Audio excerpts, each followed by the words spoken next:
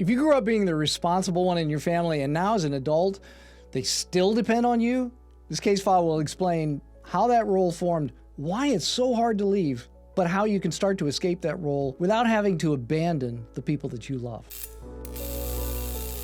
This case file is about a young woman, we'll call her Lauren, that's not her real name, who came to see me when she was 26 years old. She's working 2 jobs at this point, she's financially stable, she's building her own life, but in her family, she's still the responsible one.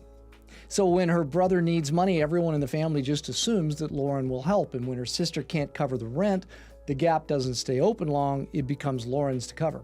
No discussion, no negotiation, it's just the way it is. And every time that Lauren thinks about stepping back, she has this guilty thought. I'll bet some of you can identify with it. If I don't do this, what happens to them? But underneath that question is a deeper one. Can I be a good daughter and say no? And see, that's the real tension. And to understand it, we have to go backward because Lauren's role as the fixer in her family didn't begin at 26. Growing up, stability in Lauren's family wasn't consistent. There was stress, there were some health issues with one of her parents, but things often felt shaky. And when you're a child in a shaky system, calm feels like safety. So when tension would rise in the family, Lauren would step in. She would keep the peace. She would smooth over the conflict. She'd handle what other people couldn't. And when she did, something very powerful would happen. The tension in the family would drop. Voices would lower. Things felt safer. And so the lesson that her nervous system learned was, when things wobble, I stabilize them. And when I stabilize them, we're safe. And that lesson was adaptive, made sense, it even earned her praise. People in the family would say things like, Lauren, you're so mature, we don't know what we would do without you. And like every other human being in the world, that praise felt good to Lauren. Part of her liked being the steady one. Not because she wanted the pressure, but because it made her feel capable, it made her feel like she mattered, she was noticed. Okay, so fast forward after years and years of playing that role. Now, when something wobbles, money, emotions, crisis in the family, Lauren doesn't even have to think about it. Her nervous system kicks in before she even has a chance to think about it. She knows the drill. Lauren, get in there, fix it, restore order, bring calm. And for years and years and years, for everyone in the family, that worked, including Lauren. But at 26, Lauren's begun to realize that her responsibilities with the family keep increasing, but because of that, her choices that she can make in her life are starting to narrow. And she feels increasingly angry about that. Angry that she's always the solution, angry that others don't step up. But, and I'll bet you this is something that some of you can identify with too, at the same time that she feels angry, she also feels guilty about feeling angry, which is why she came to see me in the first place. The reason that Lauren felt angry and guilty at the same time was that over the years, she had come to believe that being a good daughter means being stable. And being stable means fixing. Fixing means belonging. So being the good daughter wasn't just a behavior. It wasn't just something that Lauren did. It's who she had to be a good daughter. Which is why when she wants to say no, she immediately feels guilt. Maybe I'm selfish. Maybe I'm failing. And the guilt would always win. She would always step in. The crisis would settle again. But something else happened too. When she stepped in, that guilt would disappear. Because stabilizing and fixing the family restored her identity. She was still the good daughter. And see, that's a very powerful pattern, maybe one that you can identify with too. And by the way, if it is, hit the like button or tell me about that in the comments section, or even just say yes if you want to, just so that I can know that I'm hitting on topics that you identify with. One of the tensions that Lauren felt was that she wasn't really choosing to help her family out of love as much as it was out of obligation. She had to do it. Because if she didn't, she'd feel guilty. And so you see, guilt didn't just pressure Lauren to act, it also rewarded her when she did.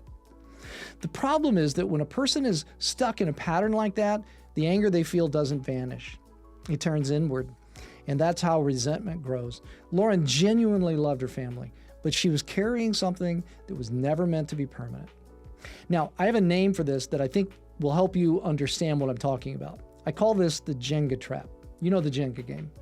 Well, imagine a tower of Jenga blocks that are resting on just one block. Lauren's independence, her career, her future relationships, all of the choices that she might make, they're all stacked on one bottom block. And that's the block that says, I'm the stable one. I'm the good daughter. And so when she considers saying no, it doesn't feel like just adjusting a behavior, it feels like pulling the bottom block out of the whole tower. And if that block moves, who is she?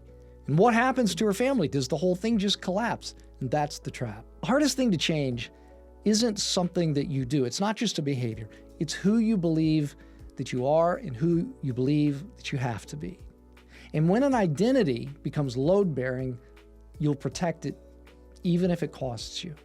That's why people can come to counseling for years and years and years and talk about a pattern for years on end, but still nothing changes. Because to change wouldn't just mean changing a behavior. It threatens who they believe they are and what they have to do to belong. Freedom for Lauren wasn't going to happen by hoping that her family would change, because when a system builds around one person's capability, it resists change at all costs. For Lauren, for you too.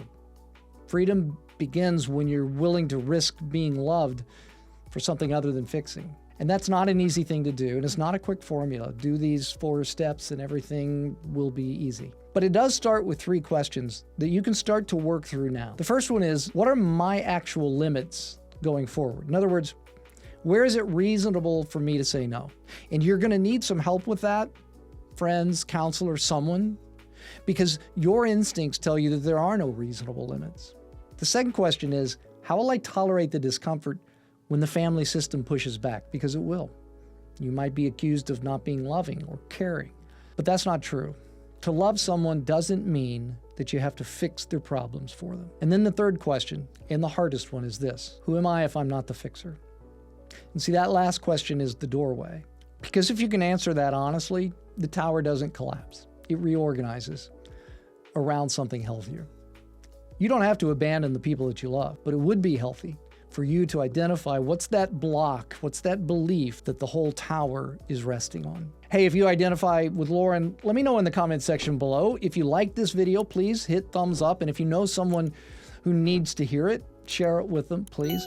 I started this channel because most of us haven't been equipped to build healthy relationships in families or in the professional world. And especially in the age of AI, that ability to build healthy human connection is one of the most important skills that we have. But people are really complicated and relationships with people are hard. So hit subscribe. Let's learn how to build healthy relationships together with real people who are really complicated. I'm glad you were here, and I'll catch you in the next video.